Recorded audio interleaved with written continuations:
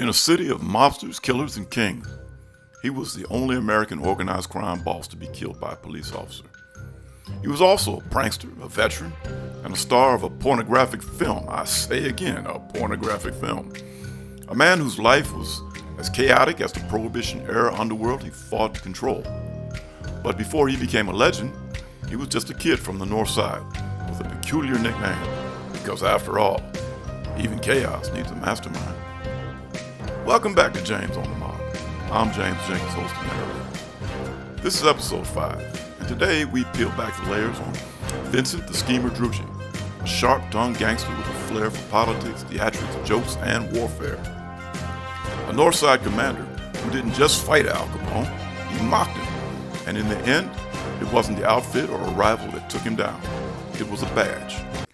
Born Ludovico or Victor D'Ambrosio in Chicago in 1898 to Italian immigrant parents, Vincent Drucci's path to the underworld was an unusual one. He was a U.S. Navy veteran who served during the First World War and was honorably discharged from service, a fact that would lead to a bizarre postscript to his life. But upon his return to civilian life, he quickly found his calling in crime, starting with small-time jobs like robbing telephone coin boxes. This penchant for unconventional crime caught the attention of Dean O'Banion, the leader of the city's formidable Northside gang, who quickly brought him into the fold. The Northside gang was a diverse group, primarily Irish-American, but with a mix of Polish, French, and Italian members like Drucci himself. Together with Dean O'Banion, the leader, Jaime Weiss, and George Bugs Moran, they were originally a gang of safecrackers and stick-up men who, because of Prohibition, became bootlegging powerhouses, raking in millions by controlling the supply of quality liquor in their territory. Drucci earned his now infamous moniker, the Schemer, for a variety of reasons. The name was a tribute to his audacious and often detailed plans for crimes like bank robberies and kidnappings, but it was also a nod to his more outlandish ambitions, like his inebriated rumination about overthrowing the government and becoming the President of the United States. He was known for a streak of recklessness and daring, and a menacing gangster look, but beneath the brutal exterior was a bizarre sense of humor that often manifested itself in cruel practical jokes. Drucci once filled a rival's car with snow just for the laughs. Another time, he played a game he called the shoe game, where he would tackle gang members wearing new shoes and throw their footwear out the window. In perhaps his most humiliating prank, Drucci and other Northside gang members once posed as federal agents, handcuffed 2 Chicago police officers, confiscated their guns, and left them stranded with 50 cases of seized beer. It was a public display of pure contempt for authority. Other examples of his recklessness and bizarre behavior include: on August 31st, 1922, Drucci, while driving downtown Chicago, was noticed by 2 policemen who recognized him and knew that he had forfeited his bond for an earlier charge of blowing up a safe in a tea shop. He sees the policemen and realizes they are onto him, and the chase is on. He's on Michigan Avenue at the Chicago River and sees that the bridge is about to open up for a steamer passing through. Drucci revs up the engine and charges up the opening and jackknife bridge with the cops in hot pursuit. And in a spectacular jump, he makes it to the other side of the opening bridge, lands and exits the car. The bad news is, so have the cops, who after a 2-block foot chase, captured Drucci. And on January 2nd, 1926, Drucci and a husky blonde woman enter a dress shop at 515 West Diversity Parkway. The owner of the store, a woman named Myrtle Fells, who has been telling people that Drucci had robbed her the previous week. Drucci, upset at these allegations, watched in amusement as the husky blonde slapped and beat up on poor Myrtle. Man. In a final surreal touch, Drucci also had a peculiar acting bug. Now, not a lot is known about his acting career beyond him starring in a 1923 pornographic film titled Bob's Hot Story, a highly unusual pursuit for a prominent mobster of his era. Drucci's theatrical violence was a crucial asset in the brutal beer wars that defined Chicago in the 1920s. When his boss, Dean O'Banion, was assassinated on November 10, 1924, Drucci immediately joined Jaime Weiss and Bugs Moran in a relentless campaign of revenge against Johnny Torrio and Al Capone's Chicago outfit, and also the Southside Sicilian Jenner Brothers gang. Tension had been simmering for a while between the Northside and Southside gangs.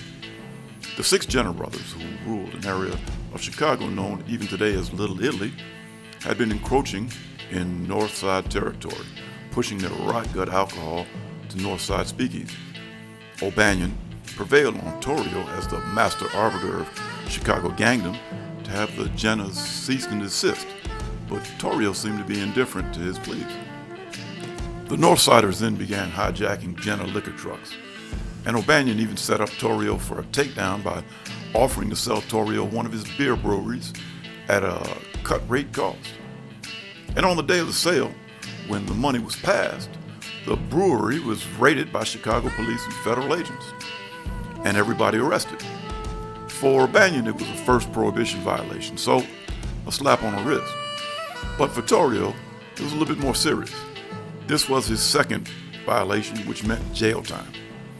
Plus, the loss of $500,000, which O'Banion refused to return. And to rub the salt in even deeper, O'Banion was overheard bragging about how he had rubbed that pimp's nose in the dirt.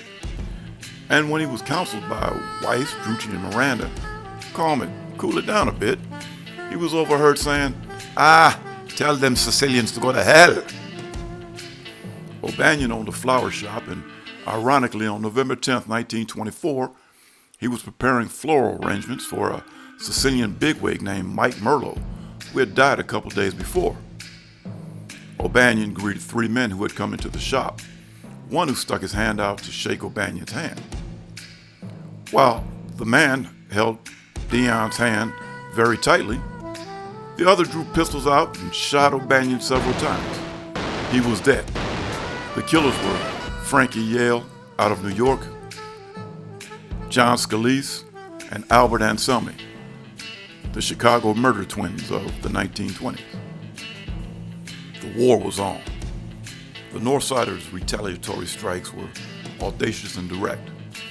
On January 12, 1925, they attempted to assassinate Al Capone, riddling his car with bullets and forcing him to order his famous armored Cadillac. Just days later, on January 25th, Weiss, Drucci, and Moran ambushed Johnny Torrio, shooting him multiple times just short of killing him in front of his wife. Torrio survived, but the attack so unnerved him that he went to jail and retired and passed control of the outfit to Al Capone. A major victory for the Northsiders.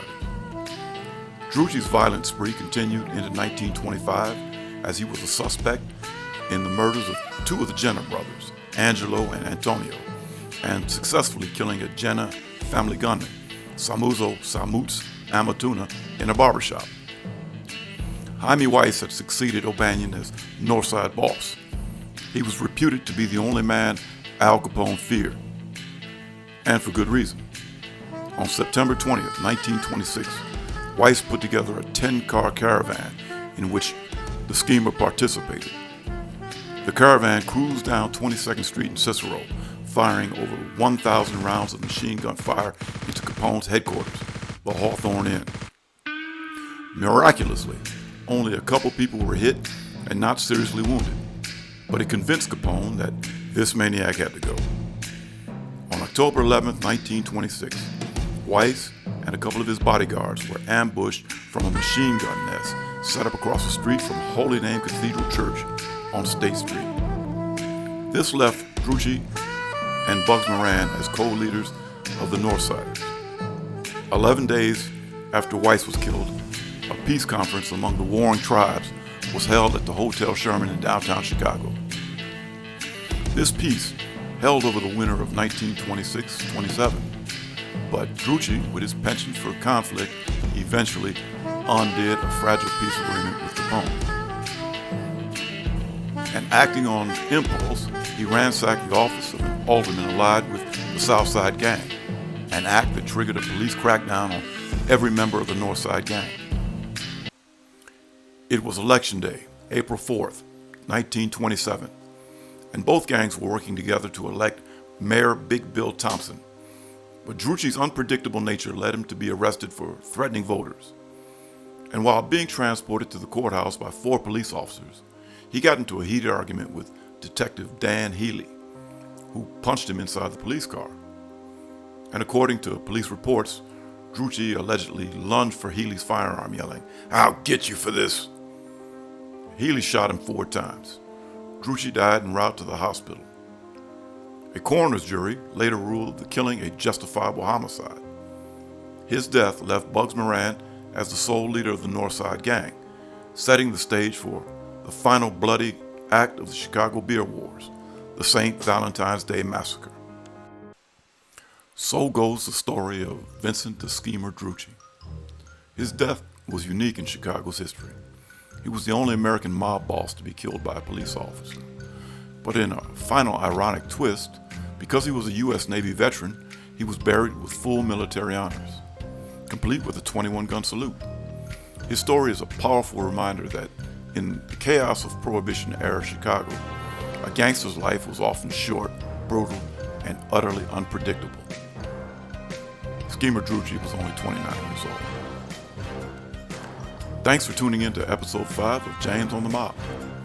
If you've enjoyed Vincent Drucci's story, in the comments below, tell me what you think might have happened if Schemer Drucci had lived.